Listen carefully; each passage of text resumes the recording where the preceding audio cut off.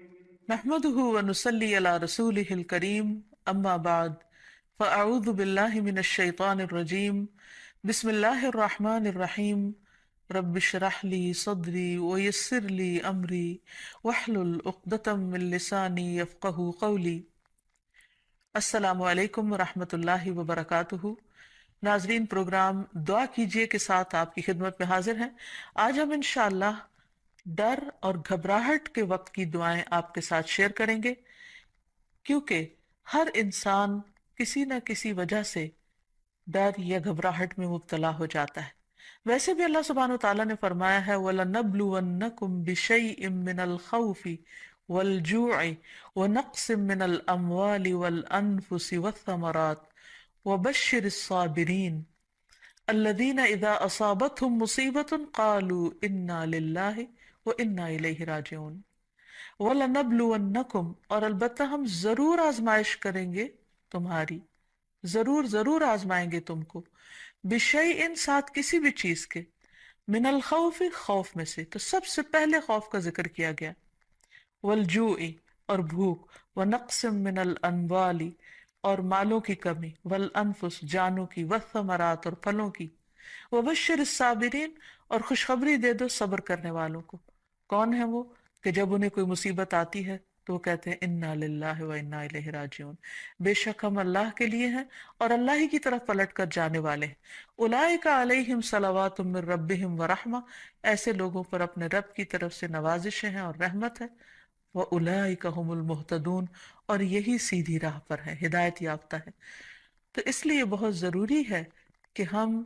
خوف اور غم اور گھبراہٹ اور تکلیف اور پریشانی کے موقع پر وہ کام کریں جو ہمارے رب کو پسند ہے، تاکہ ہم صحیح راہ پر ہوں۔ اور صحیح راہ پر چلنے کا فائدہ یہ ہے کہ انسان قیامت کے دن اپنے رب سے جا ملاقات کرے گا، اس حال میں کہ رب اس سے راضی ہوگا اور وہ رب سے راضی ہوگا۔ اس سے بڑی انسان کی سعادت اور کیا ہو سکتی ہے؟ تو پھر ہونا کیا چاہیے؟ یہ کہ انسان ڈر اور گھبراہٹ میں اللہ تعالیٰ کی طرف رجوع کرے۔ اللہ تعالیٰ کی طرف اس لیے رجوع کرے کہ پوری کائنات اسی سے سوال کر رہی ہے، اسی کی طرف رجوع کرتی ہے۔ قرآن مجید میں آتا ہے یسألہ من فی السماوات والارض، اسی کے آگے ہاتھ پھیلائے ہوئے ہیں، اسی سے سوال کرتے ہیں وہ سب جو آسمانوں میں اور جو زمین میں ہے۔ یعنی ساری مخلوق اپنے رب کی طرف رجوع کرتی ہے ہر ضرورت میں۔ جیسے ایک موقع پر ایک حضرت سلیمان علیہ السلام نے ایک چونٹی کو دیکھا کہ وہ ہاتھ اٹھائے آسمان کی طرف دعا کر رہی تھی بارش کے لیے۔ تو ساری مخلوق اپنی ضرورت اپنے رب سے ہی مانگتی ہے۔ تو انسان کو بھی چاہیے کہ وہ غیروں کی طرف نظر اٹھا کے نہ دیکھے، صرف اپنے رب کی طرف نظر اٹھائے اور اسی سے مانگے اور اسی سے فریاد کرے۔ لیکن یہ یاد رکھے کہ جب رب سے مانگنے کے لیے جائے تو ادب اور احترام کا تقاضا یہ ہے کہ پہلے رب کی تعریف بیان کرے اور پھر نبی صلی اللہ علیہ وسلم پر درود بھیجے۔ تو اس سلسلے میں اللہ سبحانہ تعالیٰ کی تعریف کے کچھ اور کلمات ہیں جو آج آپ سے شیئر کریں گے۔ ابو امامہ کہتے ہیں کہ نبی صلی اللہ علیہ وسلم نے فرمایا، کیا میں تمہیں شب و روز کے مسلسل ذکر سے افضل ذکر نہ بتاؤں؟ تم کہا کرو سبحان اللہ عدد ما خلق، سبحان اللہ ملء ما خلق، سبحان اللہ عدد ما فی الارض والسماء، سبحان اللہ ملء ما فی السماء والارض، سبحان اللہ ملء ما خلق، سبحان اللہ عدد ما احصا کتابہ، وسبحان اللہ ملء کل شیء۔ میں اللہ کی پاکیزگی بیان کرتا ہوں اس کی مخلوق کی گنتی کے برابر، میں اللہ کی پاکیزگی بیان کرتا ہوں جس سے اس کی مخلوقات بھر جائیں، میں اللہ کی پاکیزگی بیان کرتا ہوں ان چیزوں کی گنتی کے برابر جو زمین و آسمان میں ہیں، میں اللہ کی اتنی پاکیزگی بیان کرتا ہوں جس سے وہ چیزیں بھر جائیں جو آسمان و زمین میں ہیں، میں اللہ کی پاکیزگی بیان کرتا ہوں جس سے اس کی مخلوقات بھر جائیں، میں اللہ کی پاکیزگی بیان کرتا ہوں ان چیزوں کی گنتی کے برابر جن کو اس نے اپنی کتاب میں شمار کیا، اور میں اللہ کی اتنی پاکیزگی بیان کرتا ہوں جس سے ہر چیز بھر جائے۔ پھر تم اسی طرح الحمدللہ کہو، یعنی جہاں سبحان اللہ کہا ہے اسی طرح الحمدللہ کہ میں اللہ کی اتنی تعریف بیان کرتا ہوں۔ تو انسان اللہ سبحانہ تعالیٰ کی تعریف بیان کرتے ہوئے تھکے نہیں، اس تسبیح سے بھی انسان کی بہت سی مشکلات خود بخود حل ہو جائیں گی۔ اور پھر نبی صلی اللہ علیہ وسلم پر درود شریف پڑھے اور پھر اللہ تعالیٰ سے دعا کرے، کیونکہ حضرت انس سے روایت ہے، کہتے ہیں کہ میں نے رسول اللہ صلی اللہ علیہ وسلم کو فرماتے ہوئے سنا کہ اللہ تعالیٰ نے فرمایا، اے ابن آدم، تو جب تک مجھے پکارتا رہے گا اور مجھ سے امید رکھے گا میں تجھے معاف کرتا رہوں گا جو بھی تجھ سے ہوتا رہا، اور مجھے اس کی کوئی پرواہ نہیں۔ یعنی بڑے سے بڑا گناہ معاف کرنا اللہ سبحانہ تعالیٰ کے لیے کچھ بھی مشکل نہیں۔ تو بہرحال جب انسان پر کوئی آزمائش آئے اور خصوصاً ڈر، خوف اور گھبراہٹ کا وقت ہو، تو پھر انسان اللہ سبحانہ وتعالیٰ کی طرف رجوع کرے۔ سب سے پہلے انسان اس کی تحقیق کرے کہ ڈرنے کی وجہ کیا ہے، اس کو انالائز کرے۔ بعض اوقات صرف شیطان انسان کو ڈراتا ہے اور خوف دلاتا رہتا ہے، جبکہ خوف کی کوئی حقیقی وجہ نہیں ہوتی۔ اور پھر جب شیطانی وسوسے بار بار انسان پر حملہ آور ہو تو اس وقت انسان صرف اللہ کو کافی سمجھے، اللہ پر بھروسہ کرے، کیونکہ اسی پر توکل کرنا چاہیے توکل کرنے والوں کو، کیونکہ ہر مسئلے کا حل اسی کے ہاتھ میں ہے۔ پھر یہ کہ انسان صرف اللہ سے ڈرے۔ جو شخص اللہ سے ڈرتا ہے وہ کسی اور سے نہیں ڈرتا۔ دوسرے سارے ڈر ختم ہو سکتے ہیں اگر انسان کے دل میں سب سے زیادہ اللہ کا ڈر ہو۔ پھر اسی طرح اللہ تعالیٰ کا ساتھ محسوس کرے، کیونکہ اللہ سبحانہ وتعالیٰ اپنے بندے کو تنہا نہیں چھوڑتا۔ نبی صلی اللہ علیہ وسلم جب ہجرت کر کے مدینہ تشریف لے جا رہے تھے اور راستے میں غار ثور میں آپ نے پناہ لی، تو اس وقت آپ صلی اللہ علیہ وسلم نے حضرت ابوبکر کو یہ کہہ کر تسلی دلائی کہ لا تحزن ان اللہ معنا، غم نہ کرو، یعنی ڈرو مت، اللہ ہمارے ساتھ ہے۔ تو جب انسان یہ سوچ لیتا ہے کہ اللہ ہمارے ساتھ ہے تو خود بخود وہ مطمئن ہو جاتا ہے کہ مجھے اگر اللہ کی مدد حاصل ہوگی تو کوئی میرا بال بھی بیکا نہیں کر سکتا۔ پھر یہ کہ انسان کو اللہ سبحانہ وتعالیٰ کی حفاظت پر یقین رکھنا چاہیے۔ جیسے ایک موقع پر ہم دیکھتے ہیں کہ نبی صلی اللہ علیہ وسلم غزوے سے واپس آ رہے تھے تو راستے میں آرام کرنے کے لیے ایک درخت کے نیچے آپ سو گئے، تو اتنے میں ایک اعرابی آیا اور اس نے آپ کی تلوار اٹھا لی اور تلوار لہرا کر آپ صلی اللہ علیہ وسلم سے کہنے لگا، جبکہ آپ کی آنکھ کھل گئی اس وقت، کہ بتاؤ اے محمد، آج تمہیں مجھ سے بچانے والا کون ہے؟ تو نبی صلی اللہ علیہ وسلم نے بہت اطمینان کے ساتھ بغیر کسی ڈر اور گھبراہٹ کے جواب دیا، میرا اللہ۔ یہ وہ یقین تھا اللہ تعالیٰ کی حفاظت کا، تو اسی بنا پر آپ صلی اللہ علیہ وسلم نے فرمایا میرا اللہ۔ تو وہ اعرابی کانپنے لگ گیا اور تلوار اس کے ہاتھ سے چھوٹ پڑی، اور پھر آپ صلی اللہ علیہ وسلم نے وہ تلوار اٹھا لی اور اس سے پوچھا، اب بتاؤ میرے ہاتھ سے تمہیں کون بچا سکتا ہے؟ تو اس پر وہ شخص اتنا مرعوب ہوا کہ وہ آپ صلی اللہ علیہ وسلم پر ایمان لایا اور آپ نے اس کو کوئی سزا نہیں دی۔ پھر یہ کہ انسان ڈر اور گھبراہٹ کے موقع پر، پریشانی کے موقع پر نماز سے سہارا لے۔ قرآن مجید میں آتا ہے، ان الانسان خلق ہلوعا اذا مسہ الشر جزوعا واذا مسہ الخیر منوعا الا المصلین الذین هم علی صلاتهم دائمون۔ بلا شبہ انسان تھڑ دلا بنایا گیا ہے، جب اسے کوئی تکلیف پہنچتی ہے تو گھبرا اٹھتا ہے، جب مال ملتا ہے تو بخیل بن جاتا ہے، سوائے نماز ادا کرنے والوں کے، وہ جو اپنی نماز پر ہمیشگی کرنے والے ہیں۔ تو گویا نماز کی پابندی انسان کو ڈر، خوف اور گھبراہٹ سے محفوظ رکھتی ہے۔ انبیاء علیہ السلام کا طریقہ یہ تھا کہ جب بھی انہیں خوف یا گھبراہٹ ہوتی تو فوراً نماز کے لیے کھڑے ہو جاتے، جیسے نبی صلی اللہ علیہ وسلم کے بارے میں بھی آتا ہے، اور اللہ تعالیٰ کا حکم بھی ہے قرآن مجید میں، وَاسْتَعِینُوا بِالصَّبْرِ وَالصَّلَاةِ، صبر اور نماز کے ساتھ مدد مانگو۔ پھر اسی طرح یہ ہے کہ انسان کوشش کر کے بہادری کا مظاہرہ کرے، اپنے دل کو تھامے، اچھی امید رکھے، پازیٹیو سوچ رکھے، تو اللہ سبحانہ و تعالیٰ اس بندے کی مدد فرماتے ہیں۔ نبی صلی اللہ علیہ وسلم تمام انسانوں میں سے زیادہ بہادر تھے۔ مدینہ میں اکثر خوف کی خبریں پھیل جایا کرتی تھی اور آپ صلی اللہ علیہ وسلم تنہا باہر نکل کر لوگوں کے حالات کا جائزہ لیا کرتے تھے اور دشمن کے آنے کی بھی خبر لیتے، اور صحابہ کرام اس بات پر حیران ہو جاتے کہ کس طرح اللہ کے رسول صلی اللہ علیہ وسلم کسی سے بھی نہیں ڈرتے۔ پھر اسی طرح یہ ہے کہ انسان کے اوپر جب آزمائش آئے اس وقت بھی انسان اللہ تعالیٰ کی طرف رجوع کرے، اور جب تکلیف چلی جائے تو بھی انسان اللہ تعالیٰ کی طرف رجوع کرتا رہے، یعنی صرف مشکل وقت پہ نہ پکارے، عام حالات میں بھی انسان اللہ تعالیٰ کو پکارتا رہے۔ پھر اسی طرح کچھ چیزیں ایسی ہیں کہ جو انسان کو مکمل امن دیتی ہیں، مثلاً عمرہ، حج، طواف، کیونکہ اللہ تعالیٰ فرماتے ہیں فَلْيَعْبُدُوا رَبَّ هَذَا الْبَيْتِ الَّذِي أَطْعَمَهُم مِّن جُوعٍ وَآمَنَهُم مِّن خَوْفٍ، ان پر لازم ہے کہ اس گھر کے رب کی عبادت کریں جس نے انہیں بھوک سے بچا کر کھانا یا خوف سے بچا کر امن دیا۔ پھر اسی طرح شرک چھوڑ دینا، قرآن مجید میں آتا ہے الذین آمنوا ولم یلبسوا ایمانہم بظلم اولئک لہم الامن وہم مہتدون، جو لوگ ایمان لائے اور اپنے ایمان کو ظلم سے آلودہ نہیں کیا، یعنی شرک سے آلودہ نہیں کیا، یہی لوگ ہیں جن کے لیے امن ہے اور وہی ہدایت پر ہیں، ہدایت پانے والے ہیں۔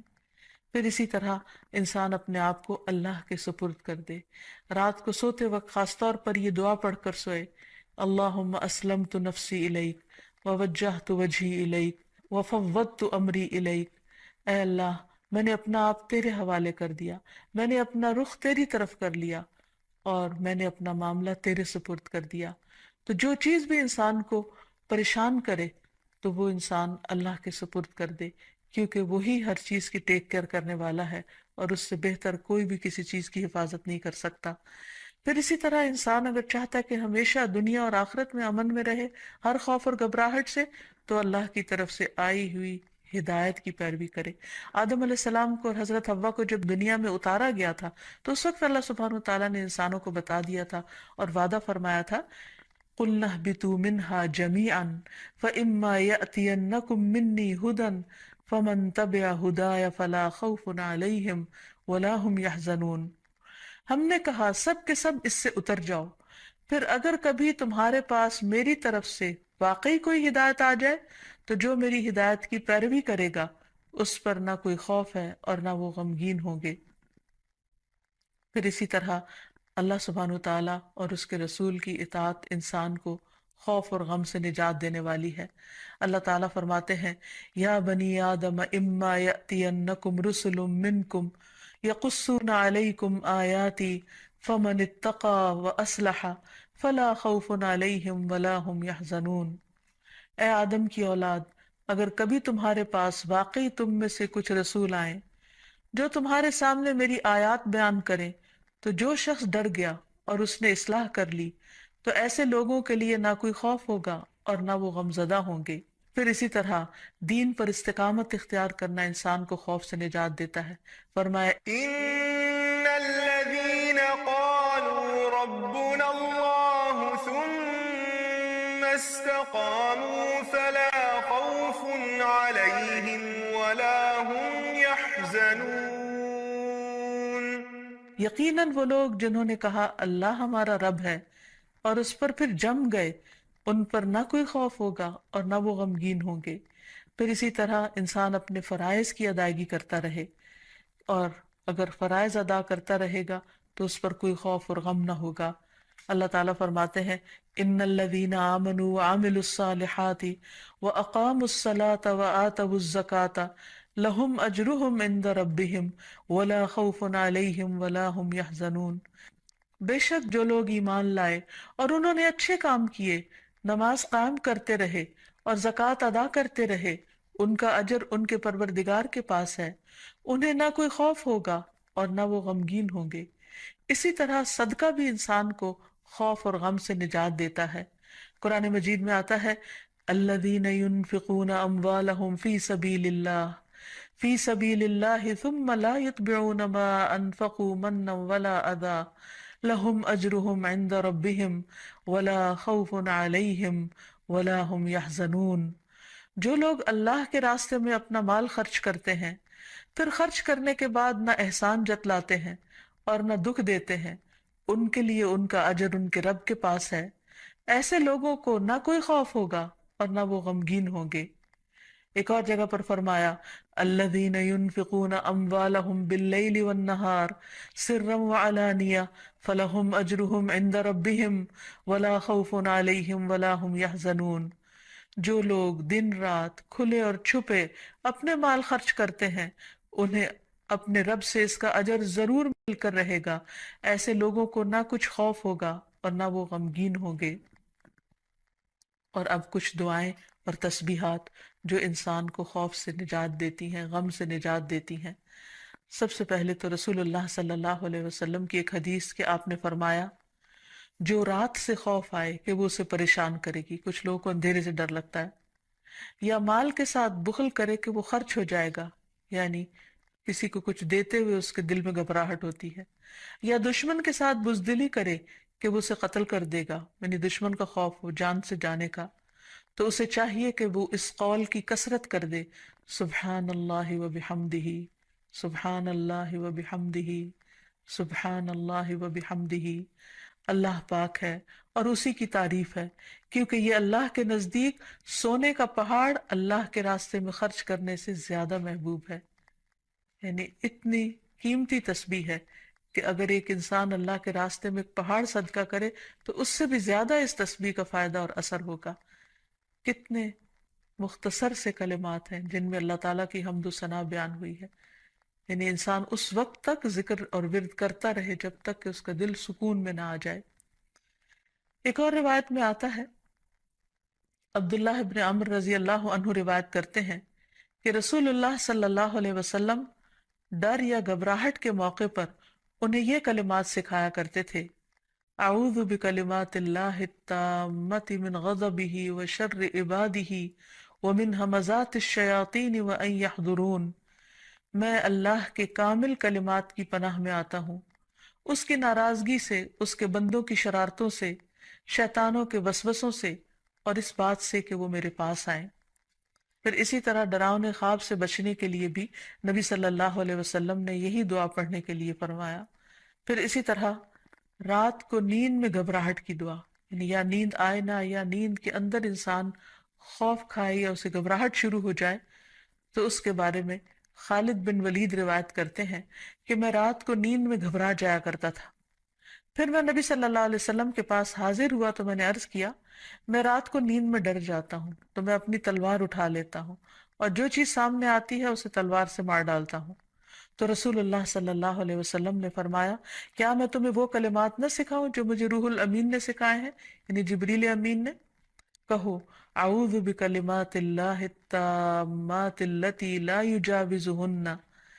يجاوزهن بر ولا فاجر من شر ما ينزل من السماء وما يعرج فيها ومن شر فتن الليل والنهار ومن كل طارق إلا طارقا يترك بخير يا رحمن۔ میں اللہ کے تمام کلمات کے ذریعے پناہ مانگتا ہوں جن سے آگے نہ کوئی نیک اور نہ کوئی فاجر بڑھ سکتا ہے، ان تمام چیزوں کے شر سے جو آسمان سے اترتی ہیں اور جو آسمان کی طرف چڑھتی ہیں، اور رات اور دن کے فتنوں کے شر سے، اور رات کو ہر آنے والے کے شر سے،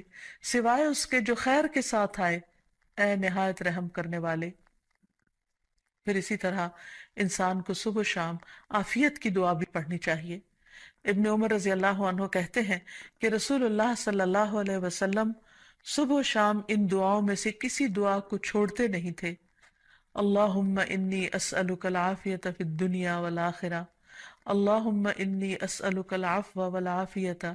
فی دینی و دنیای و اہلی و مالی، اللہم استر عوراتی و آمر روعاتی، اللہم احفظنی من بین یدی و من خلفی و عن یمینی و عن شمالی ومن فوقی واعوذ بعظمتک ان اغتال من تحتی۔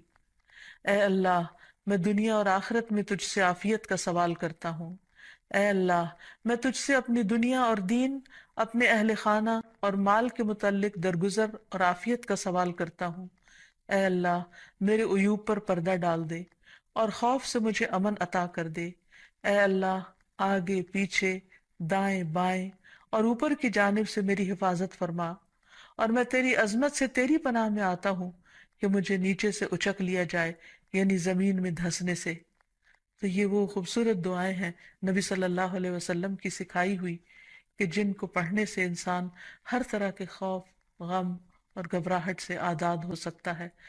اللہ تعالی ہمیں توفیق دے کہ ہم ان دعاؤں کو پڑھ سکیں اور ہر حال میں اپنے رب ہی کو پکاریں، تاکہ وہ ہماری طرف رحمتوں کے ساتھ متوجہ ہو۔ وآخر دعوانا ان الحمد للہ رب العالمین۔ السلام علیکم ورحمۃ اللہ۔